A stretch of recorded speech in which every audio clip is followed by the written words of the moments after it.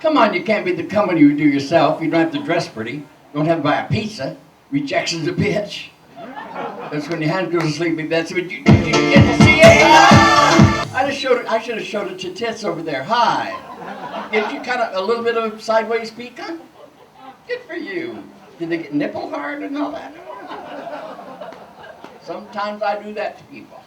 My name is Darcelle 15. I am the diva. You better roll out the red carpet. 'Cause here I come. I'm Darcelle 15. I have a cabaret show in Old Town called Darcelle 15.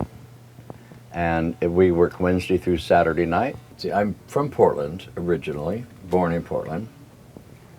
I had Portland's first coffee house with entertainment. I was not an entertainer, I ran the coffee house. Then I had an ice cream parlor, after hours jazz club, and bought this tavern, the Darcelle's, was Demas Tavern then. How I got started in it is because I wanted to have entertainment, and I was in local theater. I did a lot of local theater. A friend of mine was doing female impersonation in a club not long, about a block from here, called the Magic Garden. Invited me over. Why don't you do it? I did it, and the rest is history. How about the guy who takes Prozac and Viagra? One happy fucker. Now, warning label on Viagra, warning label, if you have an erection for 4.5 hours longer, call your doctor. Bullshit. I'd call my friends for a potluck, come on by.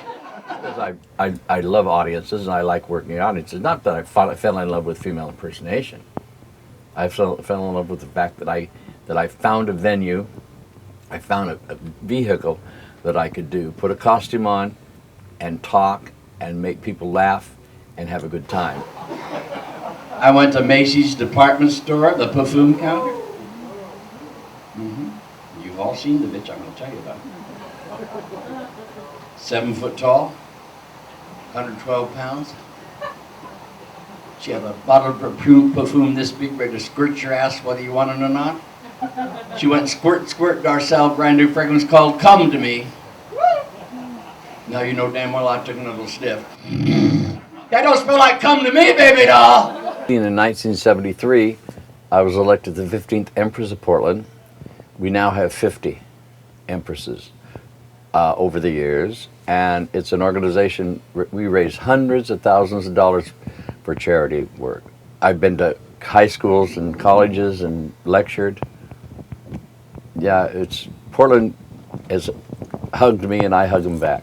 I've traveled all over the world and to Europe and everywhere, and there's not a female impersonator show in the world or personality that is involved in the community like Darcelle is. It's uncanny. It wasn't planned. It just happened. I think probably the weirdest thing that ever happened was the first time I put on a dress and went out. I looked in the mirror and said, "What the hell have I done?" I didn't know what I was doing, but we did it.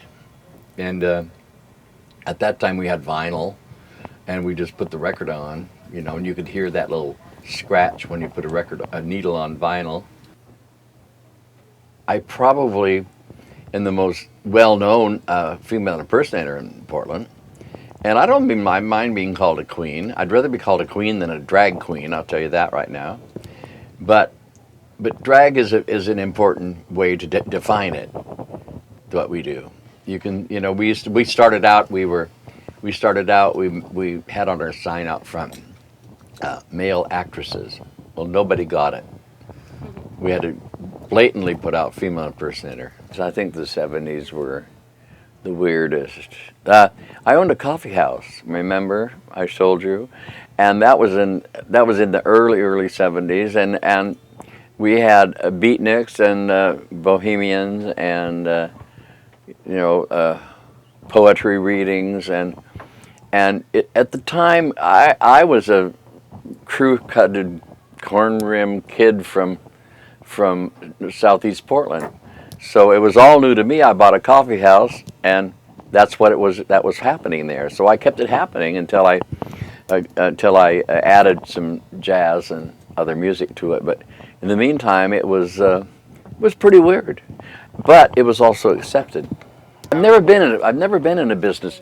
I've never been in a business yet that hasn't been a little bit to the weird way. I mean, my coffee house was beatniks. I wasn't a beatnik. My after hours jazz was just that.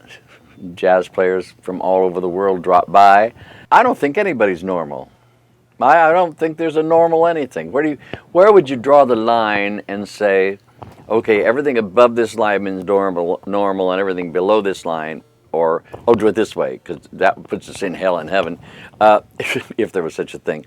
You know, you can't be weird all the time. I'm not weird all the time. I don't dress all the time. I don't make strange jokes and funny things and work like I work on stage 24 hours a day.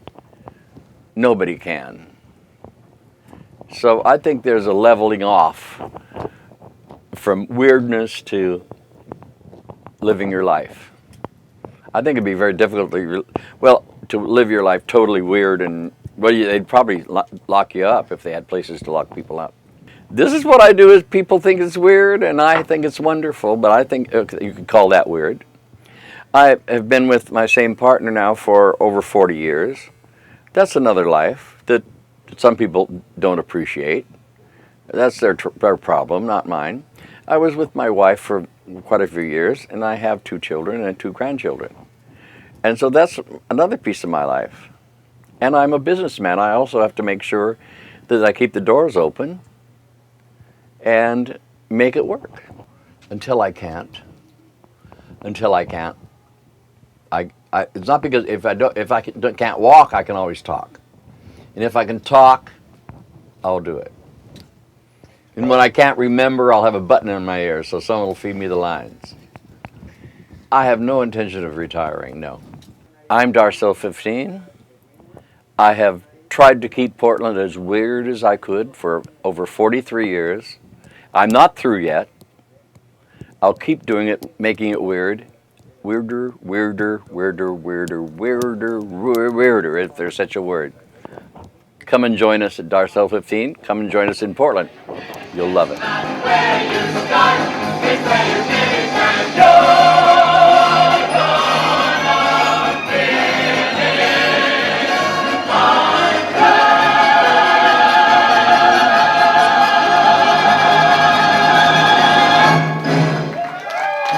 Portobello at Darcelle 15. Thank you.